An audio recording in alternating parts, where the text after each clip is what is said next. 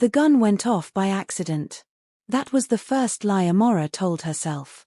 The sound cracked through the underground port like lightning trapped in concrete.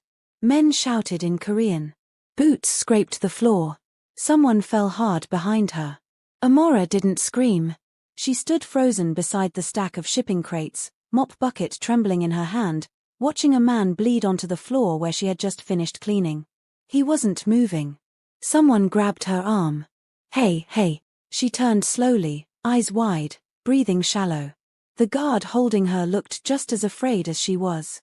She saw everything, he said in Korean. Another voice answered, calm. Too calm. Bring her. That voice didn't shout. It didn't rush. It didn't need to. Amora was pushed forward, shoes sliding on damp concrete, past armed men, past the body on the floor. She could feel every stare on her back, measuring, deciding. They brought her to him. He stood apart from the others, near the edge of the dock where the sea lapped softly against stone. Black coat. No weapon in sight. His hair was slicked back, his face unreadable, like a man watching weather roll in. Kang Jae-minute. She knew the name even though no one said it out loud. Everyone in the port knew who owned this place. They just pretended they didn't. His eyes lifted to her. For a moment, nothing happened. Then he spoke. Look at me. Her instinct screamed to lower her gaze. She didn't. She didn't know why. Maybe fear had already burned through her system. She met his eyes. Something shifted. Not anger. Not surprise. Recognition. How long have you worked here? He asked. 6 months, she whispered. Illegal?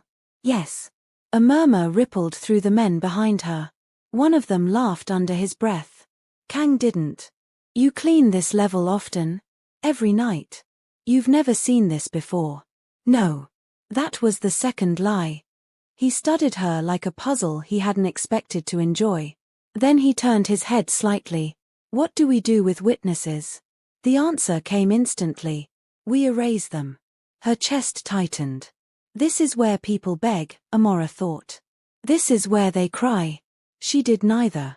Instead, she said, he wasn't aiming at me. The room went silent. Kang looked back at her slowly. Explain.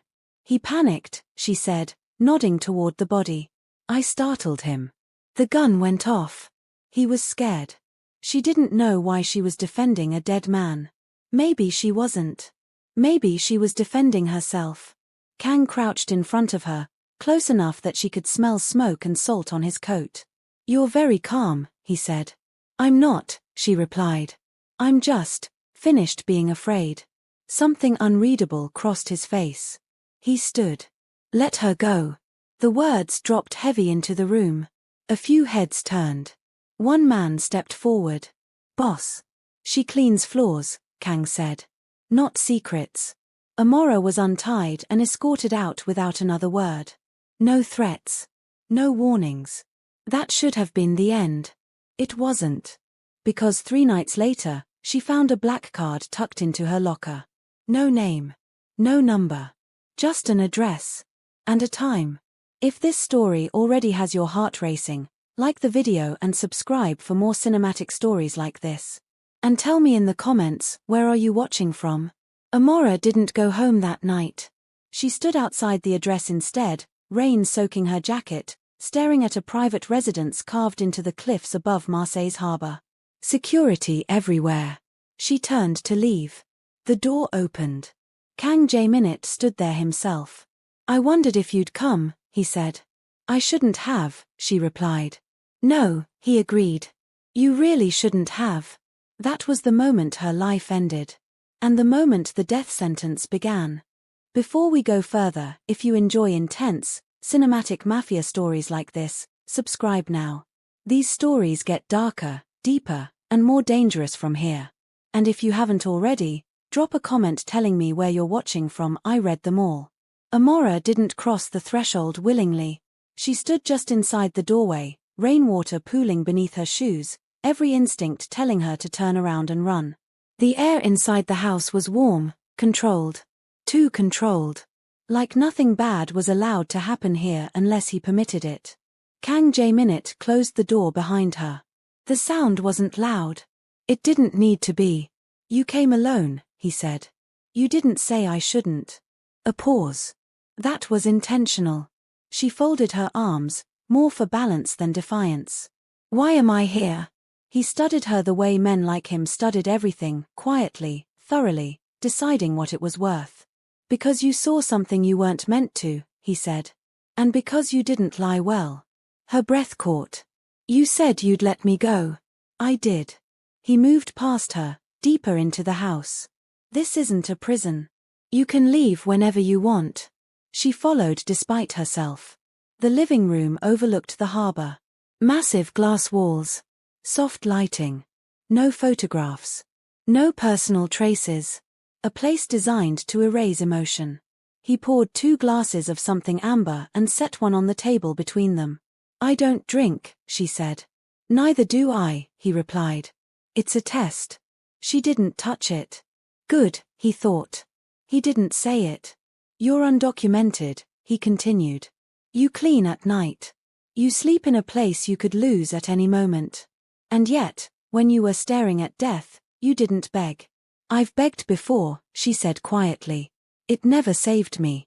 That answer lingered. You could disappear, he said. One call. New papers. A new city. No more night shifts. No more fear. Her head snapped up. Why? Because I don't like loose ends. And me? She asked. Am I a loose end? He met her gaze. You're a variable. The honesty chilled her. She laughed once, sharp and humorless.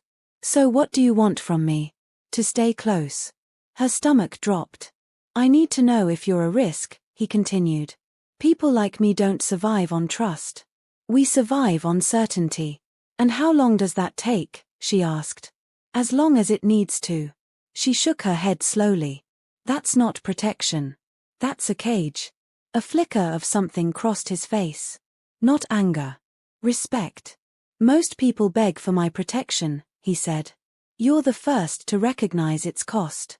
She turned toward the window, watching ships drift like ghosts through the fog. You should have let me forget you. I tried, he said. That was the truth. He placed her in an apartment 2 nights later. Not lavish. Not modest. Secure. She didn't thank him. She also didn't leave. Days passed. Then a week. She stopped cleaning the port. Stopped sleeping with one eye open. But the fear didn't leave. It just changed shape. He didn't touch her. That frightened her more than if he had. He visited occasionally. Never announced. Never stayed long. They spoke of small things, food, the city, nothing that mattered. Until the night the gunfire returned. It happened outside the cafe she'd begun visiting every morning. A quick burst. Shattered glass. Screams. She dropped to the ground instinctively. When it was over, Kang was already there. His hand closed around her wrist, pulling her into a car she hadn't seen arrive. You're bleeding, she said, staring at the blood on his sleeve. Not mine. Did they come for me? Yes. Her voice trembled. Because I stayed. Because I let you. That was the moment the truth became unavoidable. Loving him, standing beside him, breathing the same air was not dangerous because of his enemies. It was dangerous because of him. That night, she confronted him. You said I could leave, she said, standing inches from him in the apartment he controlled. You still can. Don't lie. He didn't answer. You've marked me, she continued. Whether you meant to or not. Your people watch me. Your enemies hunt me. His jaw tightened. I won't apologize for protecting what's mine. She froze. What did you say? A long silence stretched between them.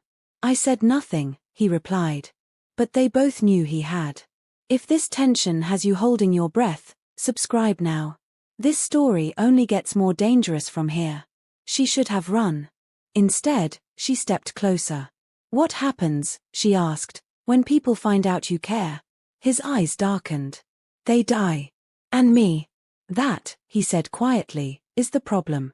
The kiss wasn't sudden. It wasn't desperate. It was inevitable. When it ended, she rested her forehead against his chest, listening to a heart that had ordered deaths without flinching. "I'm not afraid of you," she whispered. He closed his eyes. "That makes one of us." The warning came too late. The message arrived on her phone the next morning. No words. Just a photo. Her old address. A red mark on the door. She didn't scream. She didn't cry. She went straight to him. "They know," she said. "Yes. You said you could protect me. I still can." "How?" He looked at her like a man standing at the edge of a cliff. "By making you untouchable." Her chest tightened. Meaning, he said, "everyone will know you're mine." The death sentence wasn't spoken. It didn't need to be. The first sign of betrayal wasn't a gun. It was silence. Amora woke before dawn to the faint click of her apartment door, soft, careful, like someone who didn't want to be heard. She sat up instantly, heart punching against her ribs, eyes scanning the dark. The hallway was empty. But the air had changed. Her phone was gone. So was the black card Kang had given her, the one she'd hidden beneath the mattress like a secret she couldn't burn. She swung her legs off the bed, barefoot on cold tile, and that's when she saw it. A thin line of powder across the doorframe. Marked. Someone had been here. Amora's breath turned shallow. She moved fast, grabbed her jacket, her shoes, the small bag she'd started keeping ready just in case. She didn't know where to run, only that staying was a mistake. Her hand reached for the door handle. The lock clicked from the other side. The door opened.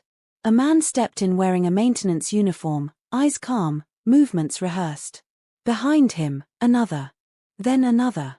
3 men. No weapons visible. None needed. One of them smiled as if they were old friends. "Amora Diallo," he said in French. "You're coming with us." Her throat tightened. "Who are you?" He tilted his head slightly. "People who know you don't belong to him." Her stomach dropped. The men moved forward in a quiet, coordinated sweep like they'd done this 100 times. Amora backed up. Then her apartment lights cut out. Total darkness. A beat of silence. And the first punch landed. She stumbled, hitting the wall, tasting iron. Someone grabbed her hair and yanked her head back. A hand clamped over her mouth. "Don't scream," the man whispered. "It'll make this ugly." Amora's body went cold.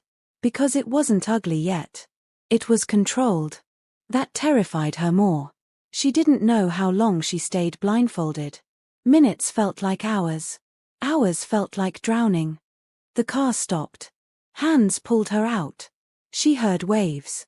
Smelled salt. They were near the water again. They guided her down steps. A door creaked open. The blindfold came off. Amora blinked against harsh light.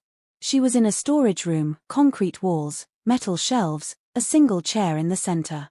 She was pushed into it. Across from her stood a woman. Not armed. Not shouting. Not frantic. Elegant. Calm. Dangerous in a way that didn't need muscle. The woman's eyes swept over Amora like she was examining something she'd bought. "You're smaller than the rumors," she said. Amora swallowed. "Who are you?" The woman smiled faintly. "Someone who's tired of watching Kang Jae-minute pretend he's still a machine." Amora's chest tightened. "You're one of his enemies." "I'm one of his consequences," the woman replied. "My name is Elise Moreau." That name landed like a stone. Amora knew it. Everyone in Marseille's underworld knew it. Elise Moreau ran a network that moved money the way blood moved through veins. If Kang was steel, Elise was poison. Quiet, slow, irreversible. "What do you want from me?" Amora asked, forcing her voice to stay steady. Elise stepped closer. "I want to know what you are to him." "I'm nothing." Elise's smile widened slightly. "Don't insult me. If you were nothing, you'd already be dead." Amora didn't answer. Elise circled her like a predator appreciating restraint. "He brought you into his world," she said. "He placed you under his shadow. Do you know what that means?" "It means I'm a target," Amora said. "It means you're leverage." Elise leaned in. "It means he made a mistake." Amora's throat tightened. "He didn't touch me." Elise laughed quietly. That's not what I meant. The room went colder. Tell me, Elise continued, how did a night cleaner become the only woman in this city who can look at Kang Jae-minute without trembling? Amora's jaw clenched. Because I've been afraid my whole life. I'm tired. Elise studied her. Then she placed a phone on the table. Amora's phone. A video was paused on the screen. Amora didn't want to look. Elise tapped play. The screen showed the underground port. The gunshot. The body falling. Then something else, something the footage caught that Amora had never seen. A second figure in the background. A man in a suit. Watching. Waiting. Then, just before the shot went off, the suited man moved his hand, subtle. And the shooter panicked. And the gun fired. Amora's blood turned to ice. Elise paused the video. That, she said softly, was not an accident. Amora's breath stuttered. Who is that? Elise's gaze sharpened. That is the man Kang Jae-minute has been hunting for months. The man who's been poisoning his port operations from inside. Amora stared at the frozen frame, mind spinning. And you think, Amora's voice cracked. You think I'm connected? Elise leaned in. I think you're the reason he's distracted. Which makes you useful. Amora swallowed hard. What are you going to do? Elise straightened. You have two choices. Amora's stomach tightened. Choice 1, Elise said. You disappear tonight. I erase you. Kang spends the next year tearing the city apart looking for you. He becomes ruthless again. Clean again. Amora's fingers curled against her palms. Choice 2, Elise continued. You stay. You become the bait that forces him to choose. You help me flush out the traitor inside his circle. And in return, you live. Amora's voice was thin. And if I refuse? Elise smiled without warmth. Then I hand you back to him in pieces, and let his guilt rot him from the inside.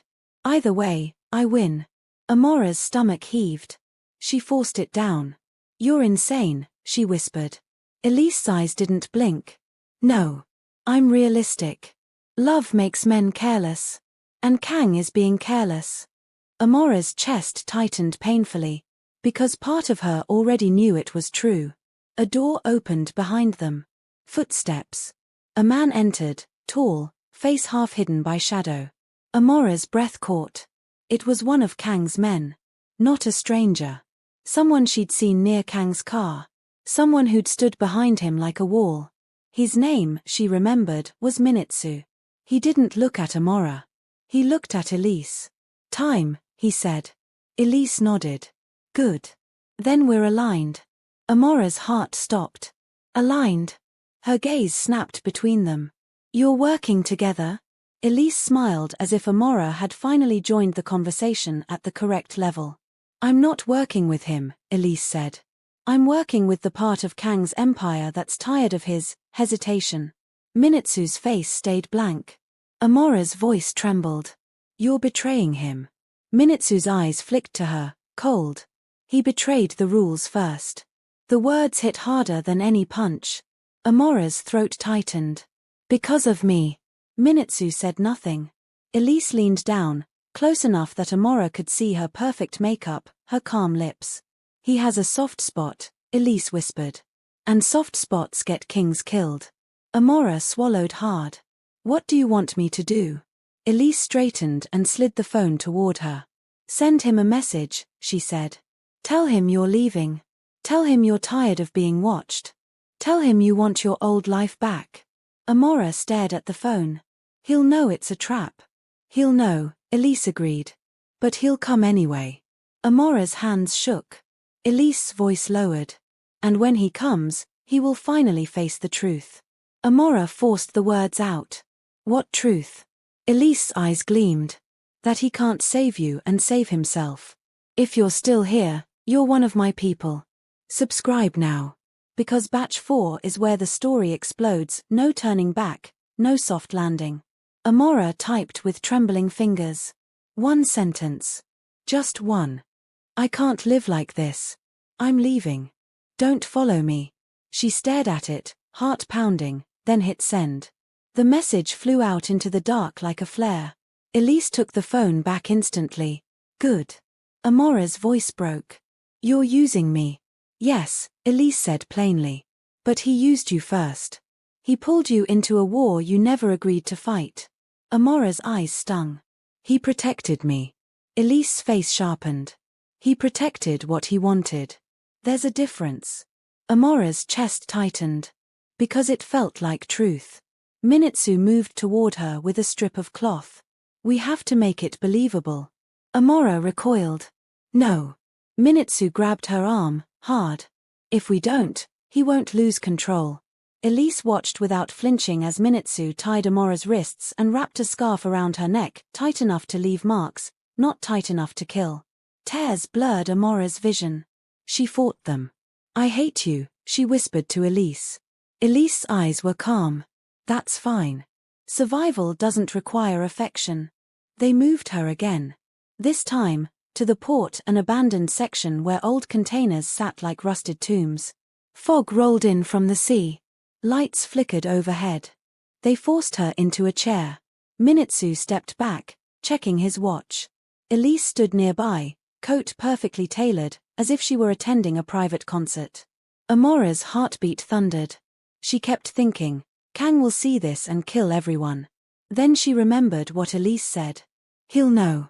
But he'll come anyway. Minutes passed. Then headlights cut through the fog.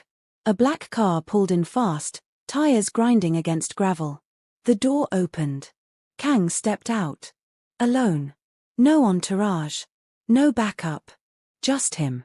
His eyes scanned the space until they locked on Amora. Something in his face cracked, not fear, but something worse. Relief. Then rage. His gaze snapped to Elise. You, he said. Elise smiled. Kang.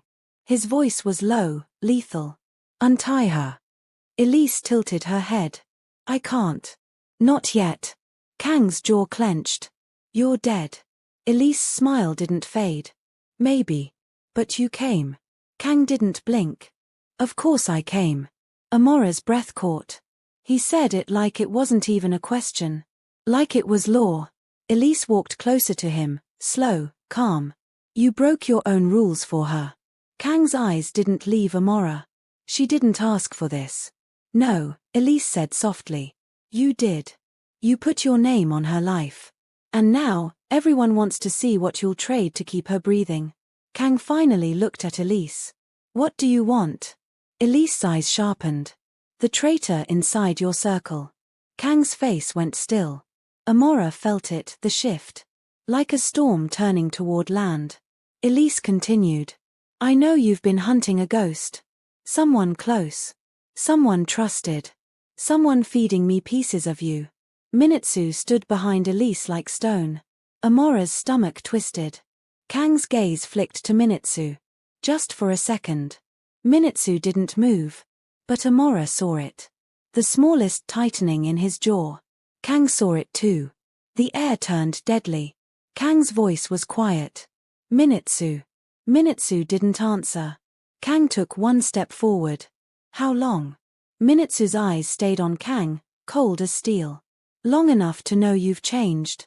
Kang's nostrils flared. Minitsu continued, voice calm. You were clean once. You were untouchable. And then you brought her into it. Amora's chest tightened painfully. Kang's voice dropped. You did this at the port. Minitsu said nothing. That was confession enough. Kang's face didn't contort with anger. It hardened into something ancient. Predatory. You killed one of my men to create a witness, Kang said softly. So you could control me. Minitsu's lips twitched. I created a weakness. You did the rest. Elise stepped between them, pleased. Now we're finally talking. Kang ignored her. His eyes were locked on Minitsu like a scope. You think you're saving the empire, Kang said. But you're selling it. Minitsu's gaze didn't waver. Better sold than softened. Kang exhaled slowly, then looked at Amora. His eyes softened for half a second. It was the most human thing she'd ever seen from him. Then he turned back to Minitsu. And pulled out a gun. Amora's heart stopped. Kang, she tried to shout through the scarf around her neck. Elise lifted a hand, amused. Careful. If you kill him, you lose the only man who knows your leaks. Kang didn't lower the gun. I don't need him, he said. Minitsu smiled slightly. That's the old you. Kang's eyes narrowed. And she, Minitsu added, voice colder, is why the old you is dead. Amora's eyes widened. Minitsu turned his head slightly, as if speaking to her now. You think he chose you, Minitsu said. But you were chosen because you were convenient. A symbol. A test he didn't know he was failing. Amora's throat tightened. Kang's voice turned vicious. Stop. Minitsu shrugged. Tell her the truth then. Tell her what happens when you get bored. Amora's eyes burned with tears she refused to release. Kang, she whispered, barely audible. His gaze flicked to her. That was all she needed. Whatever Minitsu said, whatever Elise planned, Kang had come alone. He had walked into a trap with no armor. For her. That wasn't convenience. That was choice. Kang turned back, gun still raised. You want the Empire clean again? Minitsu's eyes gleamed. Yes. Kang nodded once. Then he fired. The shot tore through the fog like thunder. Minitsu staggered. Elise's smile vanished. Amora screamed into her scarf. Minitsu hit the ground hard, blood spreading into the gravel.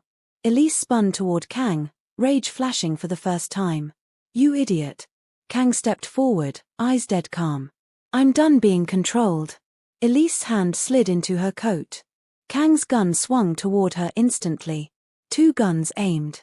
Two monsters staring each other down. And Amora, tied in the middle, realized something horrifying. This wasn't about business anymore.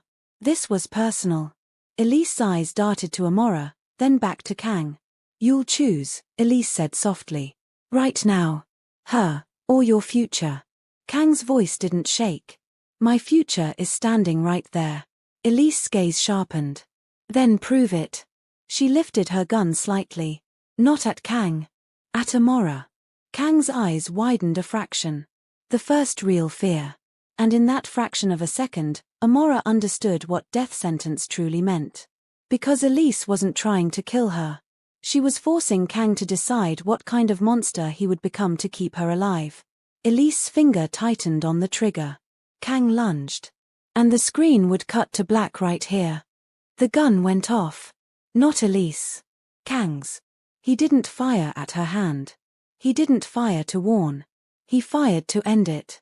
The bullet tore through Elise's shoulder, spinning her backward as her shot went wide, shattering the light above Amora's head. Glass rained down. Darkness swallowed the dock. Chaos exploded. Amora screamed as the chair tipped, her body slamming hard against the ground. The scarf loosened enough for her to breathe. She rolled, hands scraping gravel, heart pounding so violently it hurt. More gunfire. Shouts. Footsteps running. Kang moved like something unleashed, precise, merciless. Another shot. A body hit the ground. Then another. Amora crawled blindly, fingers finding a metal post. She wrapped her arms around it, shaking, trying to stay small. Kang, she shouted, voice raw. Kang. Stay down, he roared back. She heard Elise laugh through the pain. You think this ends clean? Elise coughed. You think you walk away with her? Kang didn't answer. He crossed the space in seconds. Amora felt his presence before she saw him, then his hands were on her wrists, tearing the restraints away, pulling her against his chest. She was breathing. He was breathing. That was all that mattered.